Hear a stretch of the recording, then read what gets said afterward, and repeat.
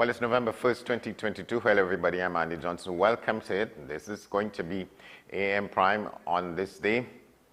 We're talking particularly crime in this edition of the program. We will start with a discussion with Mr. Ishmael Pitt. He's the Vice President of the Trinidad and Tobago Police Service Social and Welfare Association. And later on, we'll be talking with Trevor Bailey. He's a former president of that same organization. The question is crime and what to do about it. There was a headline in the paper yesterday in which the police representatives are saying that members are overwhelmed, particularly having to do with the continuing crime surge in the country.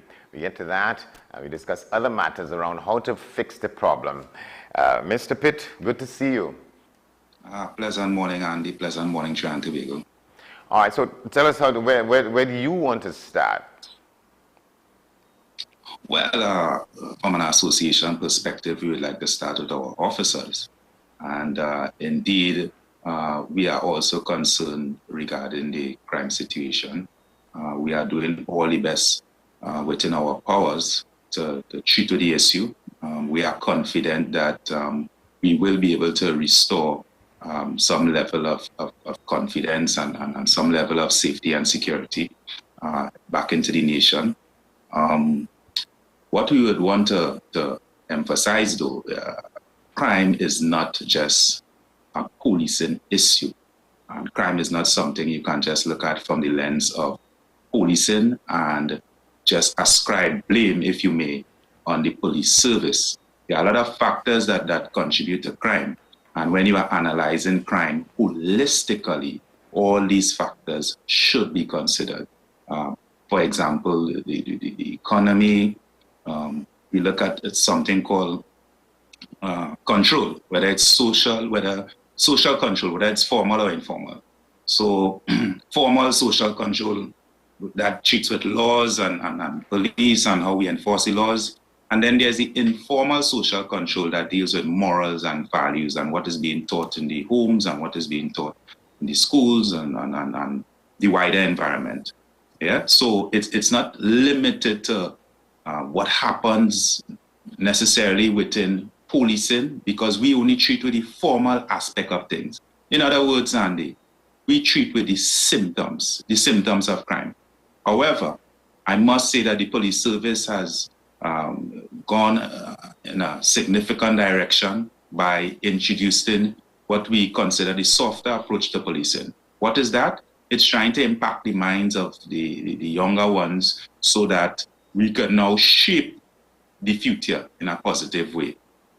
For example, we have our youth clubs, and with the youth clubs, we introduce the various options for children, and we have that platform where parents can interact, and we could breed some sense of positivity. Is it a traditional policing function? No, it's not.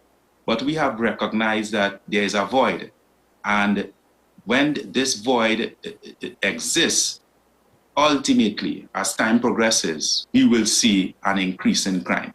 So crime is not limited to policing. We are doing the best that we can. We support our executive, we support our commissioner. We know that there has been significant strides regarding technology and the technological advancement of our organization regarding how we solve crime and how we police. But all these things in isolation would not have the impact that we are looking for. Everyone is looking for a quick fix, Andy. And the reality is, everyone has a role and responsibility. We need to start to treat with our situation today from a holistic perspective and not necessarily just believe or think or fool ourselves into that mental state where we think the police service in isolation can treat with the issue.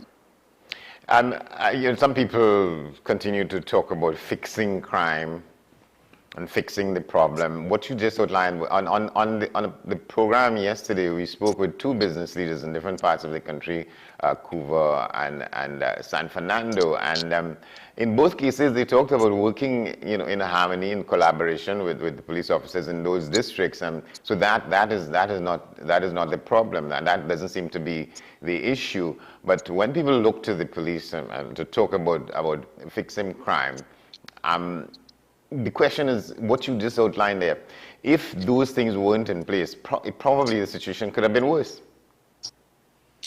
Exactly. And, it's a case of the narrow-minded analysis of things. We have to look at things holistically. Every factor adds up towards the whole. And it's not a case where we can only look at things, Andy, from the perspective of that formal social control, which is within our power. If someone commits an offense, to arrest, to bring before the court, and then the justice system treats with that. But how do we prevent situations like that from happening? From a policing perspective, we can flood the environment with patrols based on the amount of resources that we have. However, that in itself is in isolation to other factors. What are we teaching our children? There are so many cultures and subcultures that continue to emerge, and we are hearing it in the music, we are seeing it on social media, and it is being accepted as the right thing. So the worst thing that could happen is when a society believes that the wrong thing is the right thing, because then you have a greater problem where persons feel empowered and they feel that it is their right to do certain things that might be wrong or that it is normal.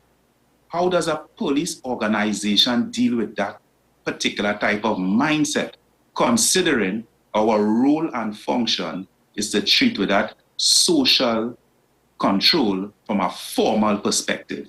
So largely, we treat with the symptoms. As I stated before, we have done other things in order to try to go in that direction of impacting on the morals and the values. But there are a lot of persons who would have a greater amount of exposure and interaction with our children and with our young adults and with members of the community in order to shape their minds.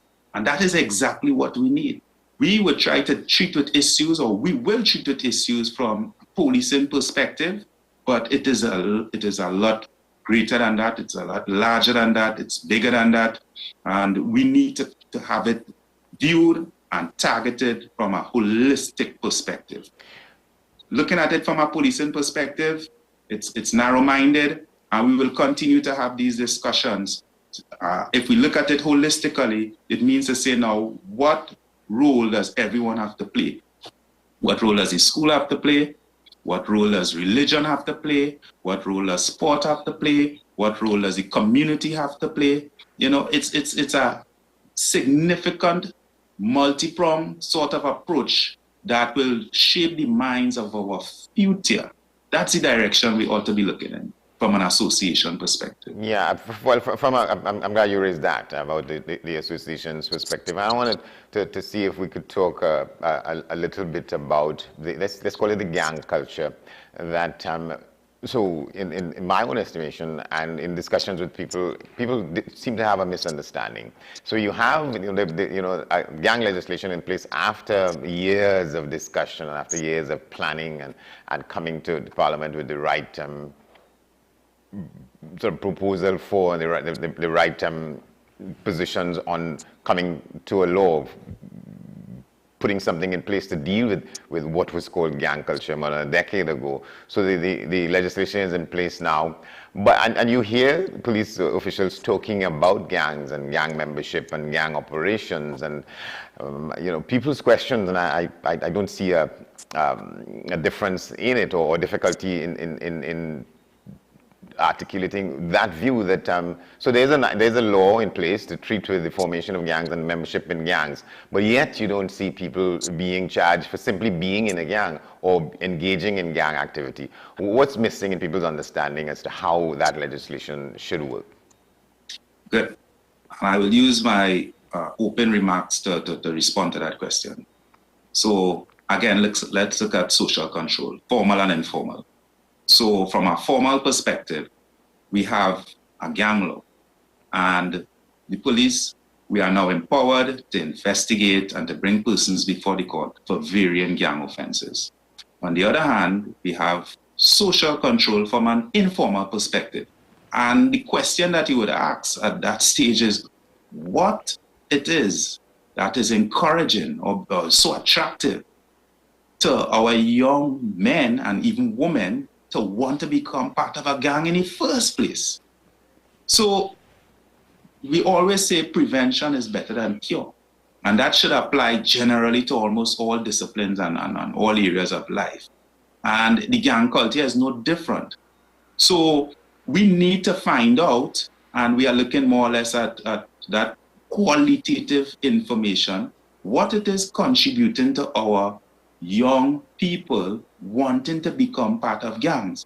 Is it that they are looking for acceptance in the wrong places? Is it that they are looking for security in the wrong places?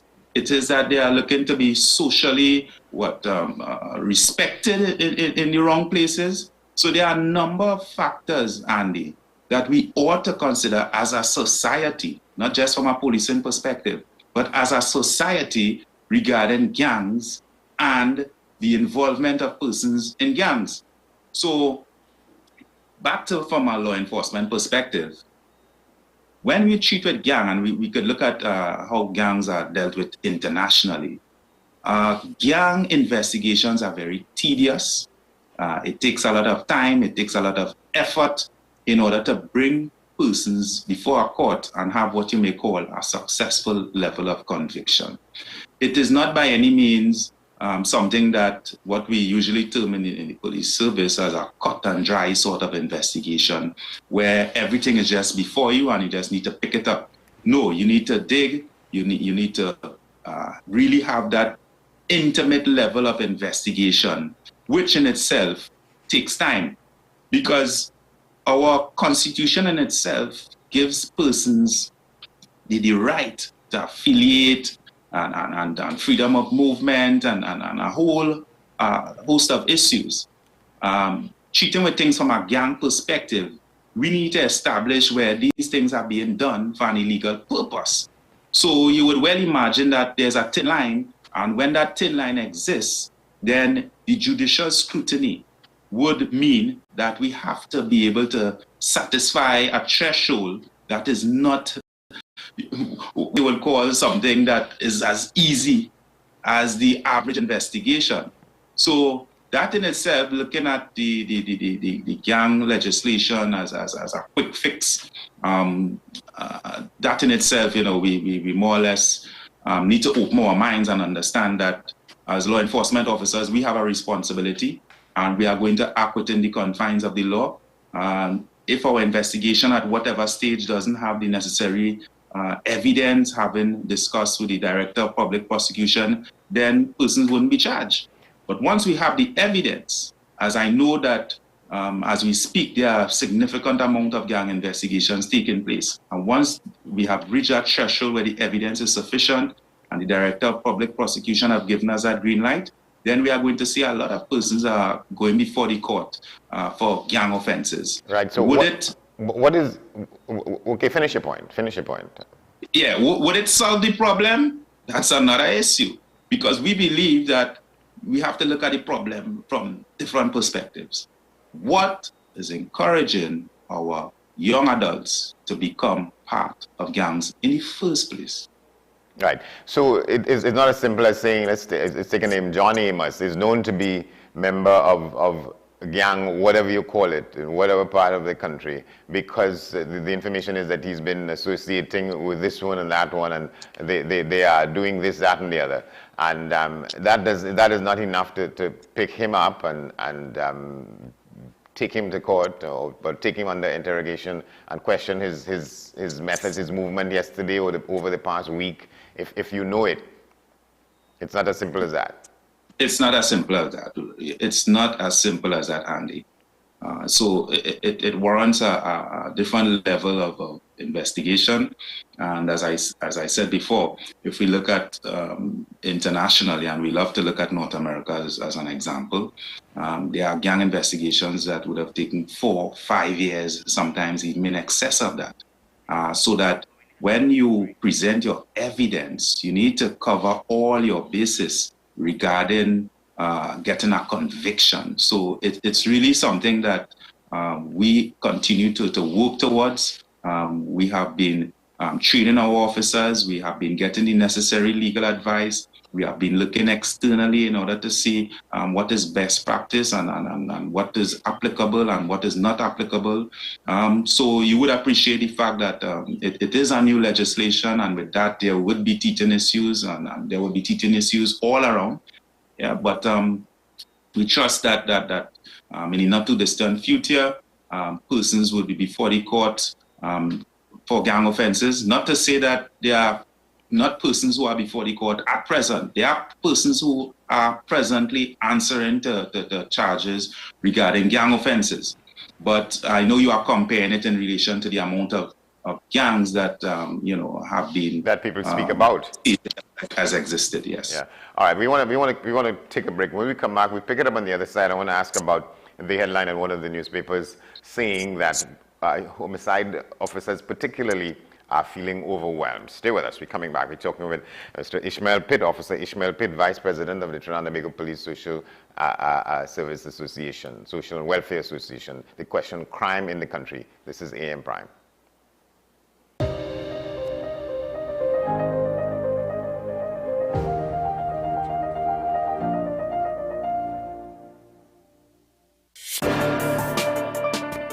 People really want to know, what about me? Where do I fit?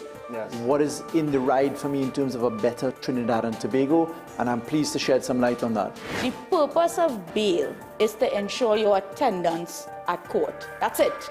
It is not punitive. It is not rehabilitative. We, the police officers, we are professional, and we are here for whenever the survivor is ready to come forward. We have the right to private and family life, the right to religious freedoms and beliefs and thoughts and expression. But these rights are not absolute. Certain rights can be limited.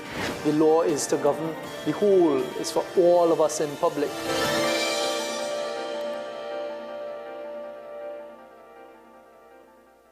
Scrub City, your #1 choice for medical uniforms, medical accessories, and footwear. Scrub City, 2 locations, San Fernando and Chaguanas, or check our Facebook page. FanZone, your reliable, authentic supplier, has just gotten better. You can now visit our website www.fanzonett.com for your authentic wear and collectibles. The only place where you can use both your Visa debit and credit cards. Visit our website fanzonett.com to make your purchase today. The best for your baby is at thebesttoys.com. From the best strollers, car seats, baby carriers, high chairs, booster seats, rockers, jumpers and bouncers, walkers, baby blankets, feeding accessories, bathtubs. Visit us in-store at Forces Flagship McBean. Shop online now at thebesttoys.com. Order via call or WhatsApp at 332-BABY. And remember, we have the best toys at the best prices.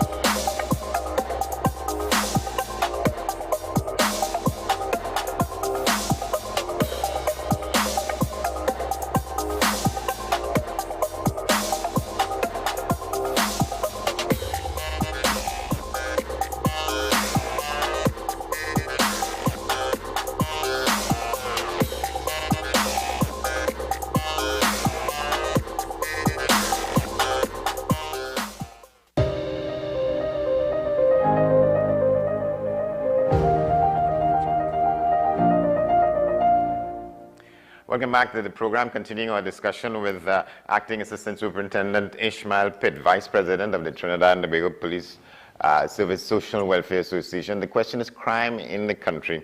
Let's talk a little bit about the headline in the papers, as I said before the break, about some of your colleagues, particularly in the Homicide Bureau, saying how overwhelmed they have been. We're talking about, we've gone past 500 murders for the year. We don't know what will happen in the next 2 months before the end of the year, where the figure will end up. And that involves a lot of investigations and inquiries.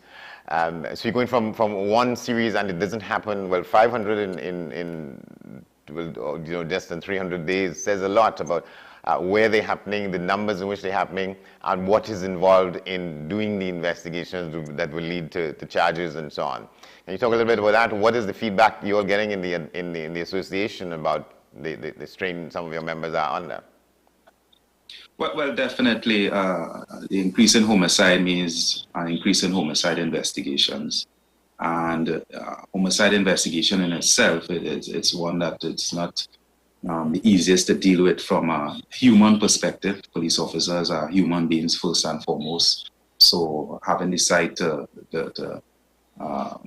be engaged with scenes of gruesome acts of murder and so on and so forth, that in itself could play on the psyche of persons. And additionally, the increase in the investigations itself. We may have one officer with several homicide investigations, and again, homicide investigations in itself, it takes a lot, that threshold, that evidential burden. So it means to say that a significant amount of work ought to go into that level of investigation.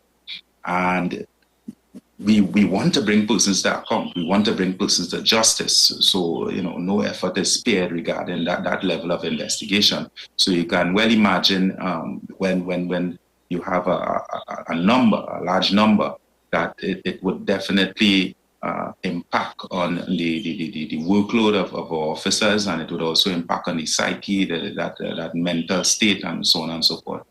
What have we been doing? Well, we continue to remain as the support body for our officers, and we are reaching out to any officer who is in need of that level of support, be it via counseling.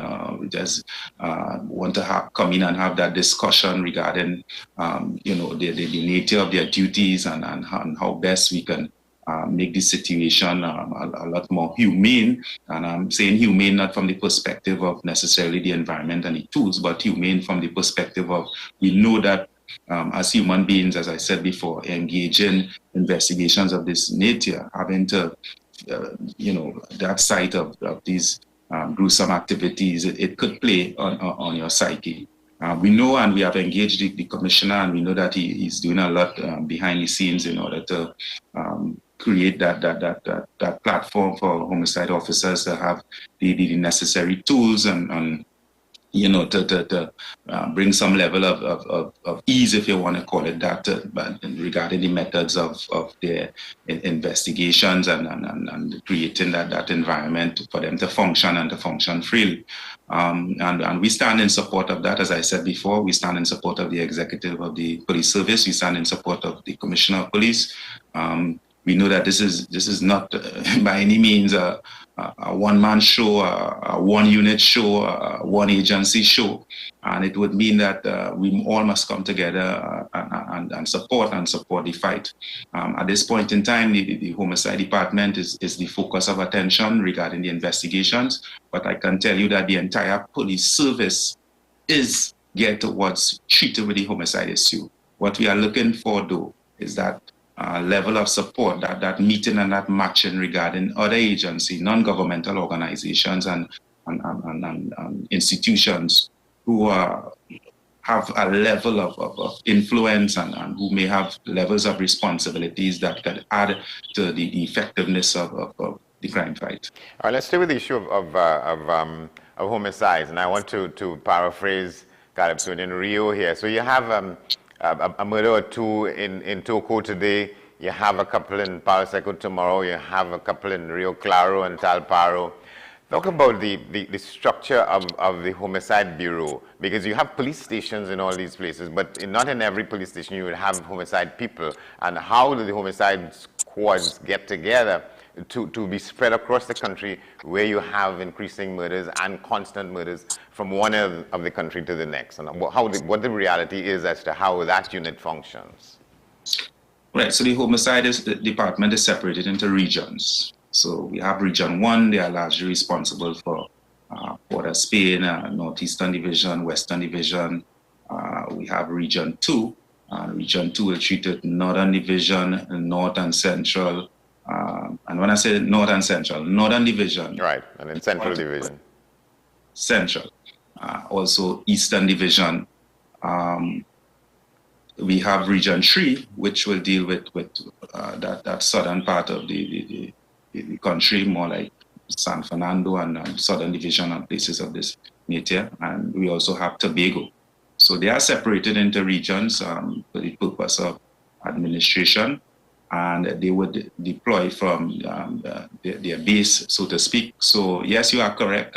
We don't have homicide officers based at every station.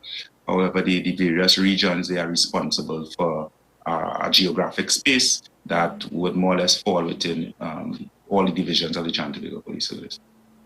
And sometimes, as we've come to understand, in some cases, one homicide or an event in one part of the country has connections with what may be happening in other parts of the country, and it requires liaising and collaboration among officers, among regions. Definitely. And communication is key, collaboration is key, because you are indeed correct. Sometimes an incident may take place, just to use your example, in Toco, and you may have a spill-off of that probably in Port of Spain. And it's with the communication between the departments and the officers on the ground, we are able to put the pieces together. And, in the first instance, develop a motive. And with developing of a motive, it makes it much easier to focus the investigation along a certain lines. So communication is key, collaboration is key, and it's very important to investigative successes. All right, so let's take the headline again in the papers in the last couple of days about feeling the sense of being overwhelmed. Is that something that your association will expect the authorities to seek to address? What kind of assistance can be brought to or should be brought to officers out there, pounding it out, moving from one set of disaster to another in terms of homicides in the country? Well, there are different means and methods by which such a situation could be addressed. As I said before, we have had discussions with the Commissioner of Police, and there are certain things that have already been implemented. But just to give some examples, job rotation is one thing that could be considered. Another issue is that more persons could be sent to the homicide department. So there are a number of areas that we can look at. However, it cannot be looked at in a vacuum. It's a matter of sitting down and understanding the nature of every officer's issue, so that we address it based on a case-by-case basis and not necessarily use a broad brush approach, which may not be appropriate. So it may warrant varying levels of intervention in order to have the issue addressed, because officers are affected differently. Is it within your and not necessarily your personal, but your organization's sort of frame of reference to talk about, in the public imagination, there's this discussion among some people that because whenever you have an acting commissioner of police, you're not getting full value for money, you're not getting somebody at the plate who has the authority to do certain things that a commissioner of police does and has to do. To what extent that is any issue really? To say that unless you have somebody who is confirmed in a position as commissioner of police, then we're operating at a disadvantage. Because I take note of the fact that you refer several times in our discussion to the incumbent as the commissioner. That says something. Yes, well, when one is acting, the whole issue of job security is definitely is present. With an acting appointment, that level of confidence in order to do things and have continuity in doing it may not be totally present. So that when one is acting, we can say probably that he or she is more or less at a disadvantage, and they are at a disadvantage psychologically. There's a significant amount of pressure that might be placed on an individual, and you are within an acting position. And to a large extent, it might be a case of where you might be walking on eggshells and things of that nature. But we understand the predicament of the organization. We understand what would have contributed to us being in a situation like this. We stand in support of Mr. Jacob. He has stepped up to the plate, and we believe that he's doing the best that he could do at this point in time in order to address the situation. From the feedback of the officers on the ground and the initiatives that we have seen, we know that he definitely has the support of the Trinidad and Tobago Police Service, and we would continue to stand behind him. We trust that in the not too distant future, we would have a confirmed commissioner of police, and with that person, would be vested that level of continuity, because continuity is important in order to make certain decisions that may not impact today, but it may impact in the next 2 years, the next 3 years, the next 4 years. Yeah, so again, we stand in support of our present commissioner, acting or not, but we know that psychologically, Andy, it could never be a place of comfort. I was wondering, thinking radically, there was, I think, one or two of your female sort of colleagues who were in that position as assistant commissioner. And one wonders, in a time like this, in a period like this, could a woman be considered at all as commissioner of police in Trinidad and Tobago? Well, the reality is the consideration should be the best person for the job. And that could be female? Regardless of gender, correct. Yeah. All right, Acting ASP Ishmael Pitt, thank you very much for talking with us about this issue. There's much to go forward with, but we'll see what happens. Thank you very much for your contribution. Thank you, Trinidad and Tobago. All right. Acting ASP Ishmael Pitt, Vice President of the Trinidad and Tobago Police Social Service Welfare Association. We will take a break. When we come back, we begin to share with you some of what is happening around the region before we get on the other side and we talk with another person who's an expert in this field, certainly on the basis of experience and representation. He's been also president of this association, and he's a strategic thinker. We'll get to him in a moment. Trevor Bailey, stay with us. This is AM Prime.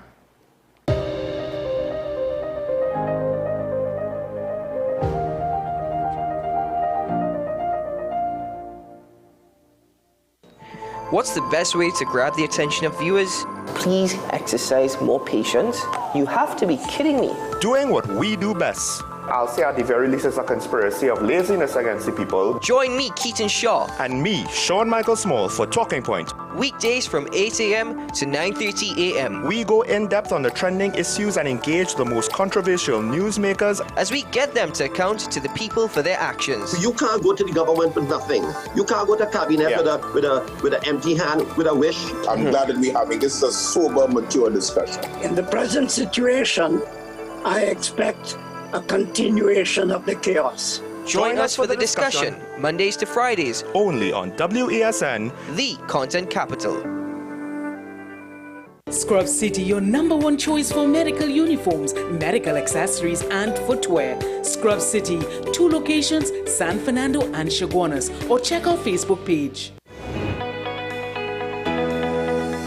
We delve into the exciting world of neurology. The brain's an electrical organ. If the brain doesn't get enough blood with food and oxygen to it, it's not able to supply the electricity to the rest of the body. If that happens for a prolonged period enough time where the brain stops getting blood, part of the brain dies. Essentially, that's a stroke. Hey guys, I'm getting a little nostalgic here, sitting on the blocks at the pool. Today we're going to talk a little bit about swimming. What's up, Doc?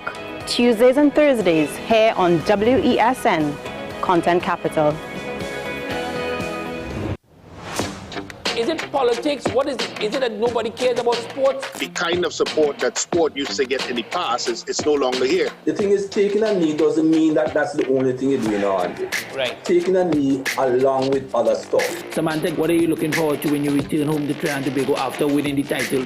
Thank you very much for speaking it into existence. Is there no pressure on Nicholas Ball? It makes me more motivated to work hard and to go out there and rep the red, white and black. Why are we sending a team to the Winter Olympics? There are a number of Trinbagonians who are in the diaspora and have grown up in winter sport. It's an opportunity that the Trinidad and Tobago Olympic Committee will not close the door on. I also believe in the players that we have. Once you can motivate the players, you can get the best out of them.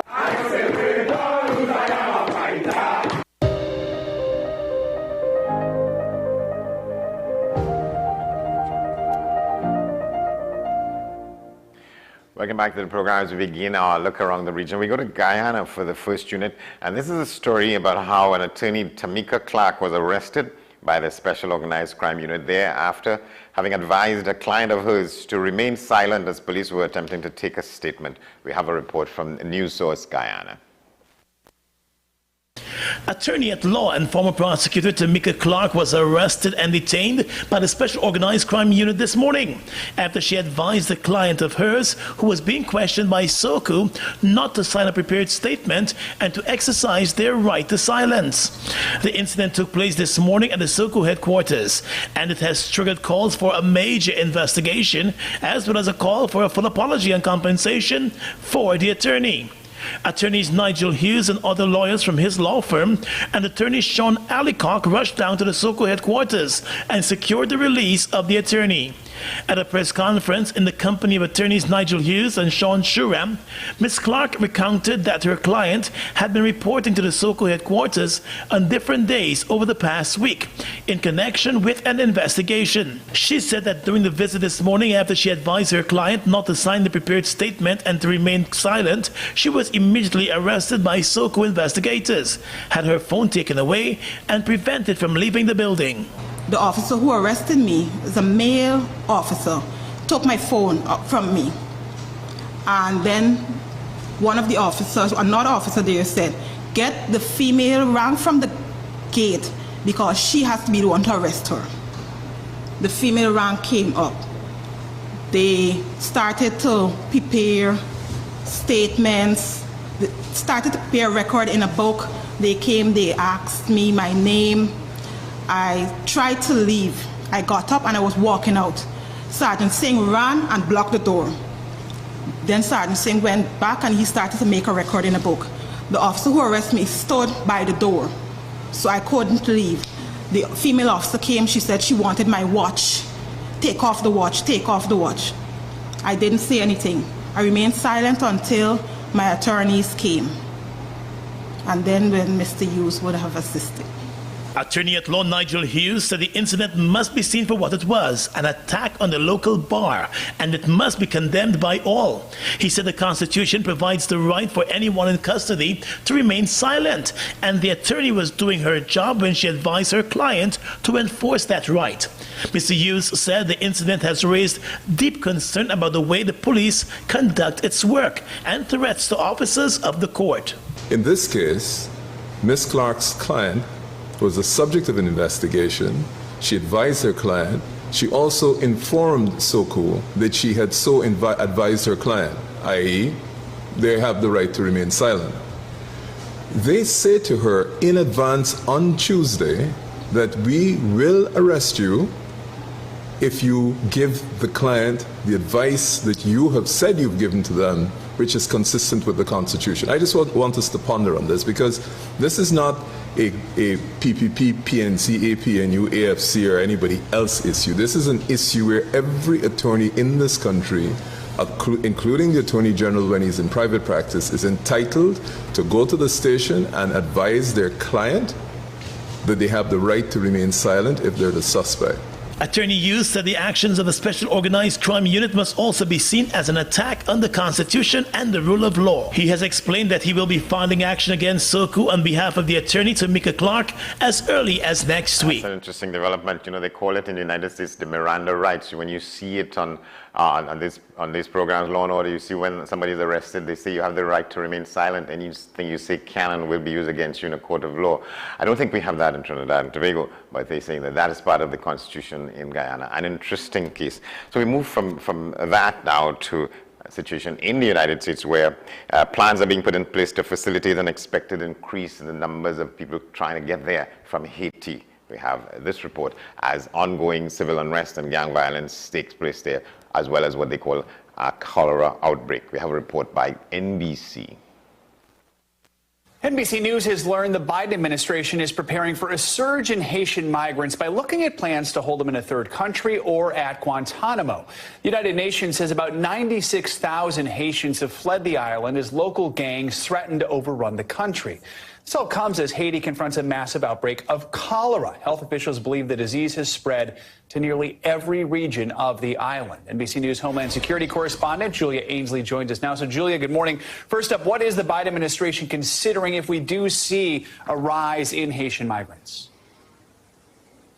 Well, Joe, this is based on 2 U.S. officials and documents that we were able to review here at NBC News. We understand the White House for weeks has now been holding a series of meetings on this issue because while right now there isn't widespread migration by boat, they think that once fuel is turned back on in the country, right now it's being stopped by violent gangs from being come out, but when it does get turned back on, they think that the boats may be able to be powered up and they could see a mass migration of Haitians by boat, and they have plans for when they see an uptick in interdictions by sea. They're looking at the numbers now, how many migrants they would need to see before they went to a third-party country, another island perhaps, where they could process those migrants, see if they qualify for asylum in the United States, rather than having them all make the dangerous trip to the United States and perhaps overwhelm the U.S. immigration system. Then if the numbers get so big at that third-party country, they would also consider nearly doubling the capacity at Guantanamo Bay. That's something not a lot of people realize,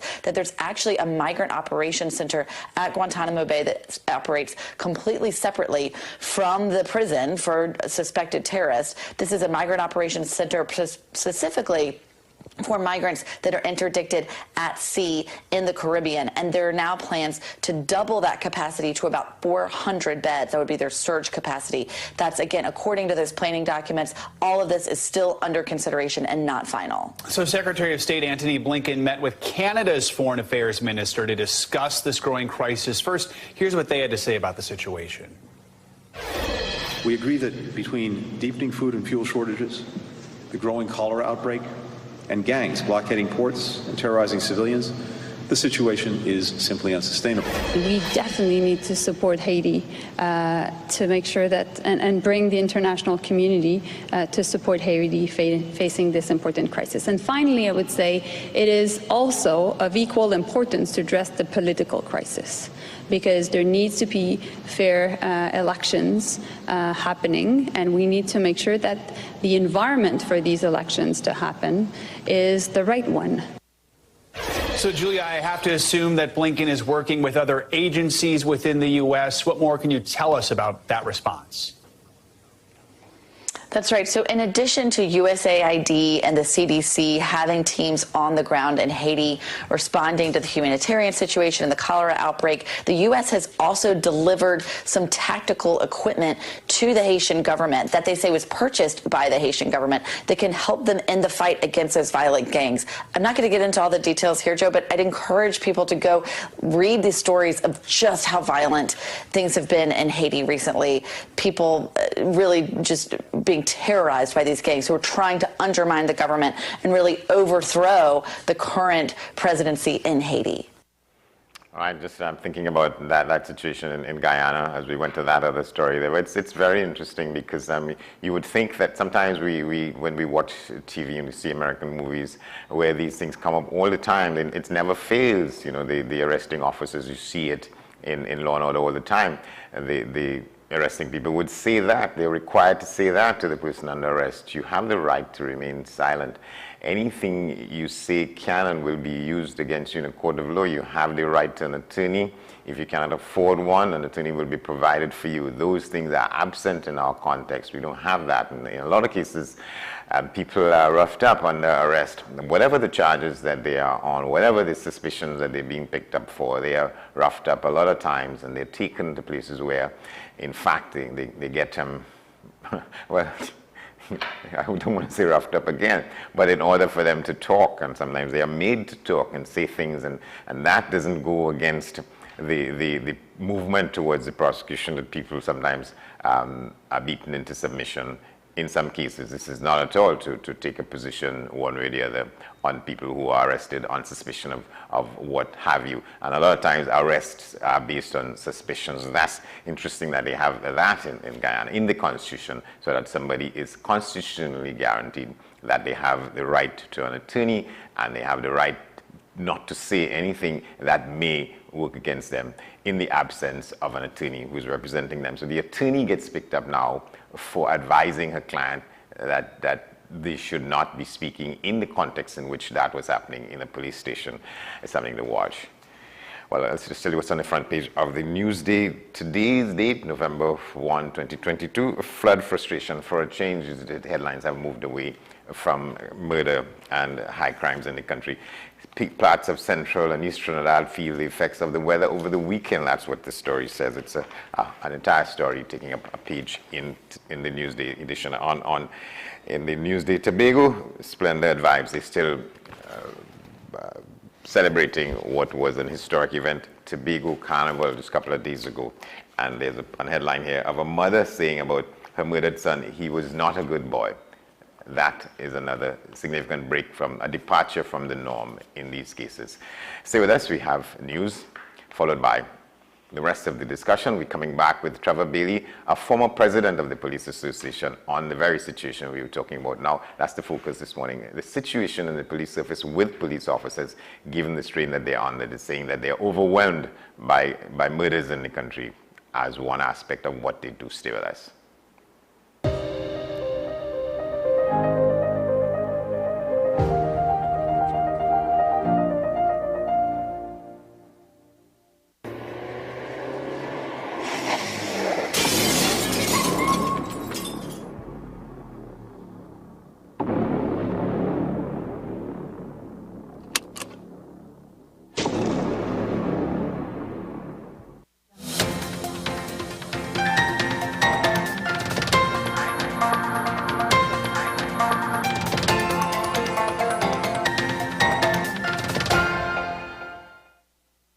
Here's your WESN News on the Hour. I am Denise St. Clair. Thanks for joining us. Here are the headlines. Couva Chamber says TTPS lack of resources affecting crime fight. 3 more murders take murder toll to 508. Gary Griffith slams PM for not addressing crime. And internationally, explosions over Kyiv as Russia attacks Ukraine infrastructure. Now for the details. President of the Couva Point Research Chamber of Commerce, Mukesh Ramsingh, says the impact of crime on the business sector is frightening. Speaking on WESN's AM Prime, he said though the chamber is in constant contact with their police division, but the shortage of staff and resources are proving to be a challenge. It is very frightening again to see that these gang wars now are spilling over to more innocent lives and more than recently little children, women and children, and it's a scary situation. We keep an open dialogue with them and we keep in touch, but the chamber itself doesn't have any powers, but we try our best to assist the TTPS in whatever way necessary. We encourage the business people though to assist, come forward with your camera footage, be vigilant. We constantly try to send out messages to both the business and the private sector. Police are investigating the murder of a Morvant man. Reports say 47-year-old Noel Firmin of Monrepo Road had an altercation with 2 close male relatives on Friday night, and threats were made on his life. On Saturday around 1 a.m., the duo, armed with guns, tied up the victim and drove with him to another location. The man was allegedly thrown out of the vehicle and shot several times. He was rushed to hospital and succumbed to his injuries sometime on Sunday. Meanwhile, in Santa Cruz, 35-year-old Nicholas Phillip was gunned down at his Santa Cruz Old Road San Juan home. And in Cuba, a Venezuelan national who is yet to be identified was also shot and killed. The murder toll now stands at 508. Former Commissioner of Police Gary Griffith says it is time for solutions and time to put an end to the old talk. Speaking as a previous security advisor to a past PM, Griffith said it is unacceptable that the Prime Minister is silent even as the country continues to record murders past 500. We are not hearing a word from the leader of the country. He has gone silent. He has gone into hiding, because he simply does not know what to do or say. Keith Rowley has failed, and we will not win this war if he remains in this position. The Prime Minister placed his personal vendetta as paramount and more important than the safety and security of this nation. On to international news now. Ukraine says Russia has launched a wave of missile attacks across the country, including the capital Kyiv, where 2 explosions were heard. Kyiv's mayor says parts of the capital are without power and water. Russia has been stepping up its attacks on Ukraine's energy infrastructure as winter approaches. Officials say power cuts have also been reported in the northeastern city of Kharkiv. Well, that was your news to the hour on WESN. I am Denise St. Clair. Thanks for watching.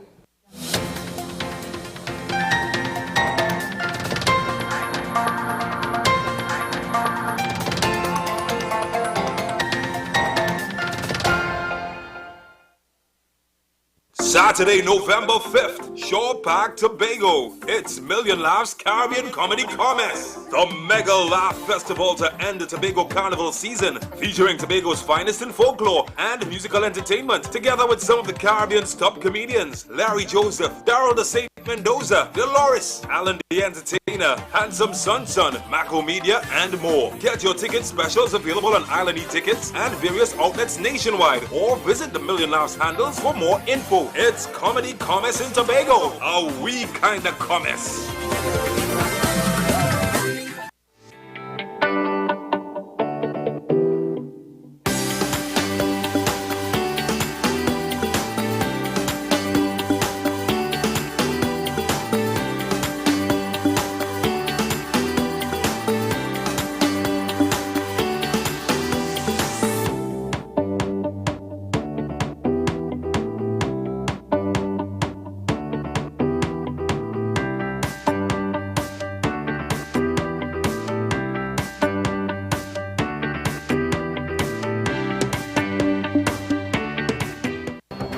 The issue, the continued rise in the price of flour and its impact on the cost of living in Trinidad and Tobago. How should we go about it? I want to ask you what has been revealed to you about the state of vulnerability in the country because of this exercise and because of what we're going through. Is the government losing the war on the vaccine front? The discussion should revolve around the common good for the greatest number of people in Trinidad and Tobago. How do we inculcate a sense of respect and regard for people who may not be of your own political ilk or persuasion? The communities are now being used by political opportunists. So when the tables are turned, it's the same way.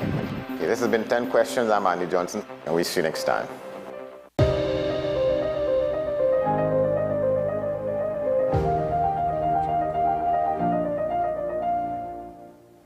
Welcome back to the program. Well, our guest now is Mr. Trevor Bailey. He's an industrial relations consultant. As I was saying in the previous discussion, he was at that position as Inspector Pitt, acting as Assistant Superintendent. Pitt is now a member of the Trinidad and Tobago Police Service Social Welfare Association. He was the president of that, and he's operating now for the last few years as an industrial relations consultant.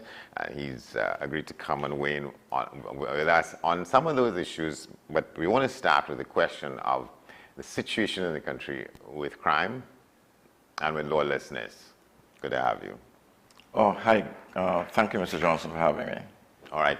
So let's talk a little bit about what you see is the necessity to be treated with when it comes to trying to contain the crime situation in the country.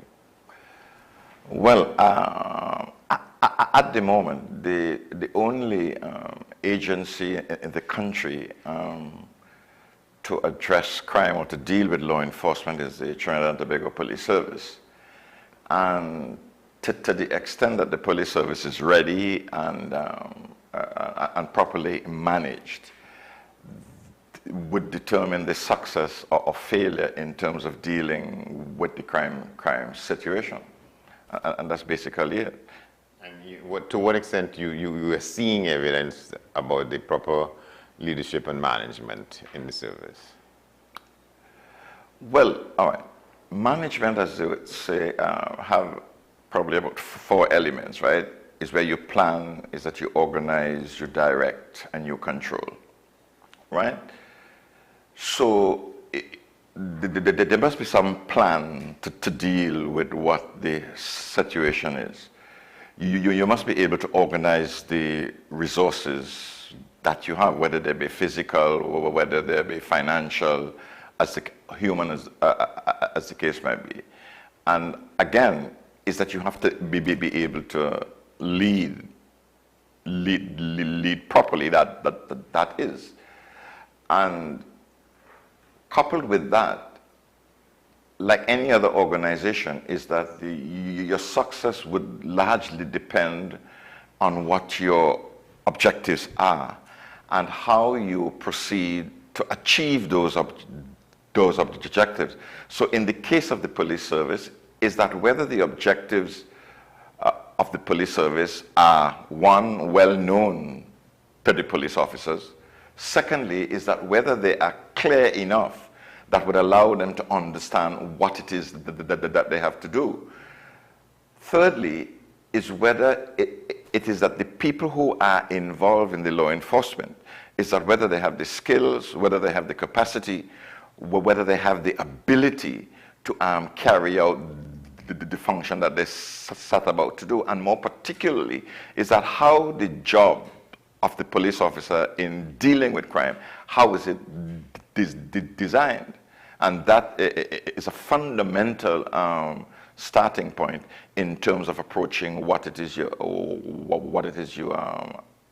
have to do. What are you seeing as to what the realities might be?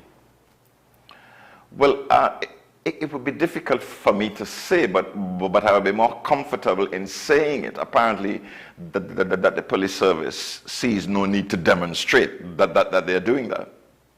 Yeah? What gives you that sense? Well, there's this prevailing view at the moment that there is this high level of crime. I think the mark that they would have reached recently is 500. I think 508 as of last evening. Right. Murders we're talking about. Right, 508 murders. Now, if you look at the situation with the murders, there's some very, very telling facts. One, it has to do with the demographics of the people that are allegedly involved in the crime. It has to do with the manner in which the crime is committed to, and the weapon of choice in the commission of these crimes, right? So you have a fairly good amount of information there in terms of how are you now going to organize yourself to deal with that. If the weapon of choice is a firearm, well then... Which it is. The issue is that where are these firearms coming from? Who are the makers of these firearms? Who are the importers of them? Who are the importers of them? What kind of intelligence gathering operations you have that would help you gather the intelligence you need in order to deal with that? I would give you an example. I could remember sometime in about 2013, December 2013, there were the same 500 and something murders. And the commissioner of police then said where the firearm was the weapon of choice. And he said, well, he has no control over the firearm situation, particularly where He was alluding to where the fires were coming through or coming from, as the case may be. And he was saying that he had no control over that. That's Stephen Williams, as acting commissioner. Probably it was. And my response to that was, I said, well then, if that is the position of the commissioner of police, then what you can look forward for is that you would have at the end of 2014 at least the base figure of 500 crimes, murders again. And in fact, it did happen, right? Fast forwarding a little bit is that within the last few recent years, as the case may be, you had another commissioner of police who felt in dealing with the same problem of weapons is that his approach was, well, look, I am going to issue as many firearms as I probably can to the civilian. So there's no real attempt, there's no real plan in terms of how you would address the whole issue of the firearm, which is seen as the weapon of choice in most, if not all, of these are murders. Another thing too is but before you go there, but I mean, to his probable credit, the last commissioner, he felt that because a lot of people were saying that, so maybe his orientation seems to suggest that he didn't need much prompting to do that in any case. But there was this rising chorus of people who felt that for them, their safety and security meant having possession of the firearms themselves. What seemed to have gone wrong was the system by which that expansion in ownership went about, and that is the issue that is under inquiry now, right? That may be so, but that doesn't necessarily mean is that your feeling may be correct. Is that there must be some causal relationship that would allow you to make decisions like that, all right? So, and as you would have seen, is that even though that was the case, it still did not help. Is that the situation continued unabated. So clearly, is that decision at the time certainly did not prove that. Right. So at least, and that's probably, sometimes they say out of evil come a good. So that was tried, and it was proven not to be the answer that people would have felt that it would have been. The more people are armed up, the idea was that they would be able to protect themselves.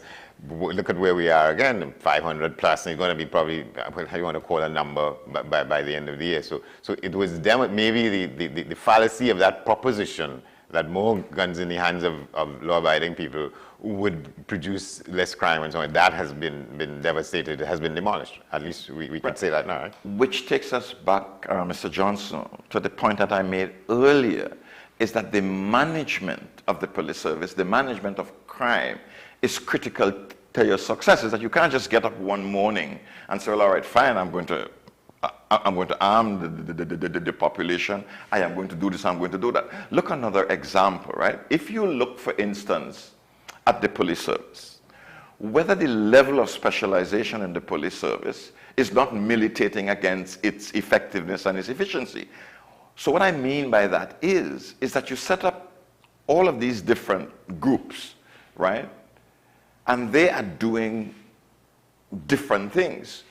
So all these different squads and units. Different squads and the different units. So you leave the average police officer who is at the station with barely nothing to do, so that his whole development of his knowledge of the job in terms of being able to go out there and do things is undermined by all of these sort of units that you have. And to some extent, is that the last time I would have looked at it, that it impacts on the moral of the remaining police officers and their productivity, so that there need to be a mental revolution, I think, to reorient the police service to the peculiar set of circumstances that we are now in, and how it is that you are going to allocate the resources that you have. That is critical, is that the allocation of the resources that you have in terms of dealing with the crime situation. There are these very popular comments you would find that say, well, look, there's corruption in the police service. Is that the police service have no vehicles? Is that we are going to do patrols? But that has been something that has been going on for some time. And at the same time, is that you're still not getting the desired result that you want. So something is wrong. So that if you look, for instance, of the role of the police service, where it is to apprehend the perpetrators, bring him to justice, ensure that he's convicted. You look at the whole question as well as where the role is to increase the risk of the criminal being caught, and at the same time set up some kinds of crime prevention techniques. The psychology of the relationship between the perpetrators of crime and the police, those that are involved in the commission of crime, appear to be far advanced than the police is. And that's a fact. Well, Ashes is a fact, but that's the impression that is being given. So how it is do you you would see probably on the TV, you would see on WhatsApp messages, is that how it is that people in this brazen kind of way are able to commit crimes and just go about the merry way. Is that the thing is, yes, is that they talk about the technology in terms of the camera. But you have the camera, yes. But yet it is that you're still not holding the people who commit the crime. People boast, I heard someone talking the other day and making a comparison about the levels of crime in 2021 and the levels of crime in 2022. How can you compare 2021 crime rate, or crime levels rather, with that of 2022? 2021 was mostly COVID, where there would have been severe restrictions on the ability of people to move here and there. That must have contributed to the level of crime. So, at least dampening it down a bit. And the dampening down, and the dampening down of it. But my point is that if you do not have a plan in terms of how it is that you are going to do this thing, and a plan that is that results from some kind of empirical data, so that your objectives can be defined very, very clearly, and you're able to see exactly what it is you're doing. There must be mechanisms in place where it is that you can measure the progress that you are making. So for instance, I am sure if you ask people or the executive of the police service, what, for instance, was the rate of crime last year? Is that they're unable to tell you. So if you do not know the rate of crime last year, how are you now able? And we're talking about murders plus. And you're talking about murders in 2022. So if you do not know what the rate of crime was last year, how would you be able to reduce the rate in 2022? And to what? And to what levels? So these are things that I think are very, very necessary or fundamental in terms of ascertaining before you can at least say that you're really going to address the crime situation. Another thing I think that bedevils the police service is where you have the crime rate or the crime levels or numbers are increasing, right? But yet the levels of detection is reducing. So somewhere along the line, if that information provided by the very police service itself, if it happens to be true, well then something is wrong that is impacting on you, what your role is, that is not allowing you to perform your role effectively. To what extent, given what you're saying here, and given your area of focus now, specializing in industrial relations, methods, methodologies, and consultancy, and so on, how can you bring some of that to trying to help shape a better performing TTPS, if that is possible? Well, one of the things that immediately come to mind is the whole question of decision making, right? Is that if you're making decisions, is that they call it this utilitarian approach to decision making, where it is that if you're looking at like in this case of the police service, you have to try to ensure that it meets the comfort levels of at least 90 to 95% of the people that you are making the decision for.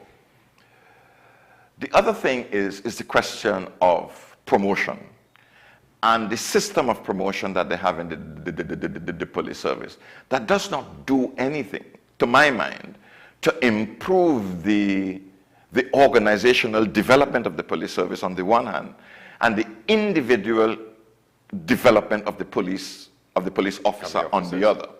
You have a system of promotion where that is heavily skewed towards tertiary level education.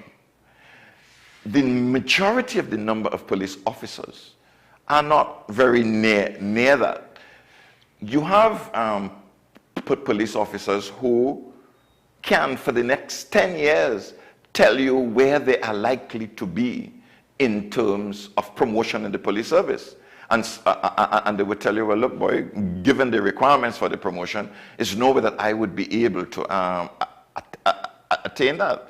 And it would surprise you to learn that quite a number of those police officers who are in that category is that they're very knowledgeable, is that they're very experienced, and they're very reliable, and they are people that about police work and not necessarily about academics and so on. Yes. It's that they're very, very versed and knowledgeable in police duties and police activities.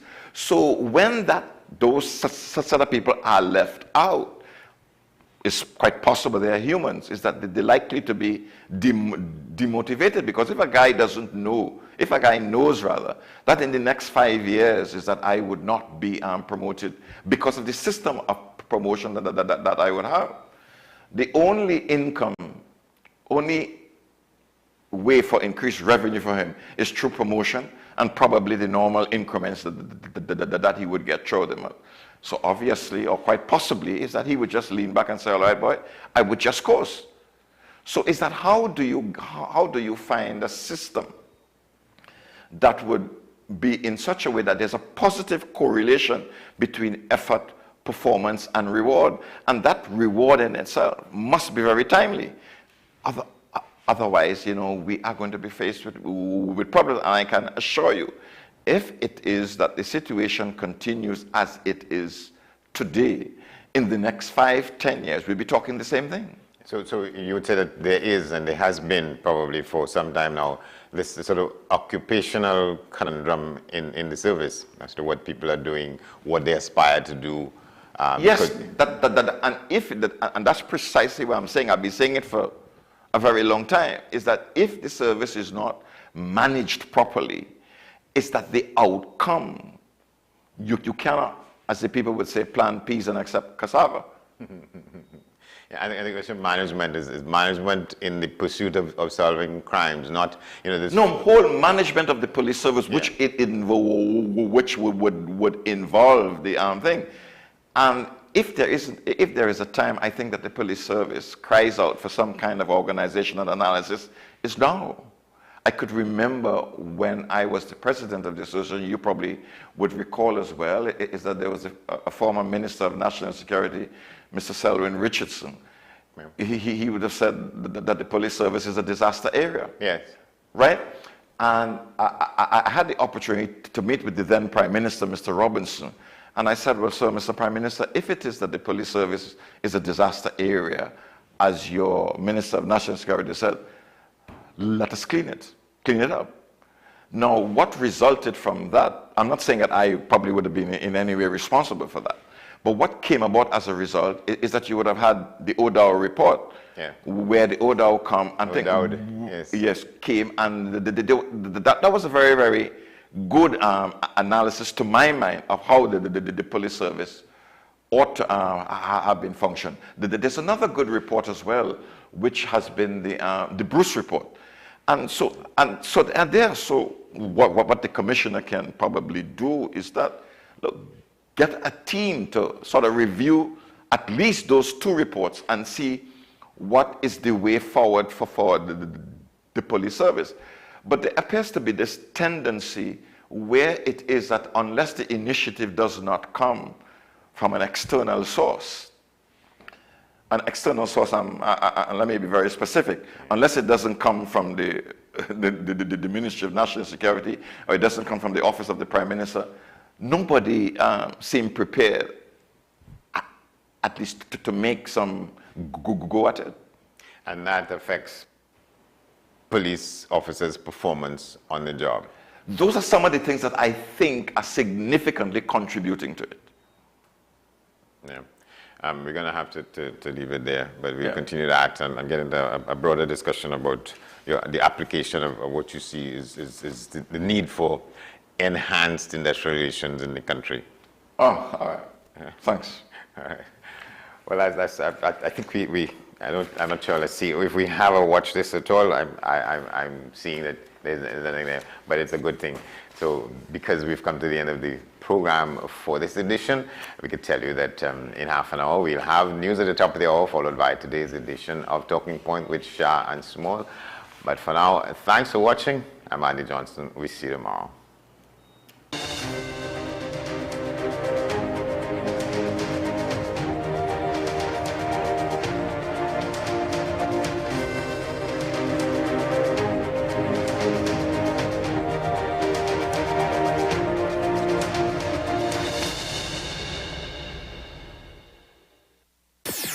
WE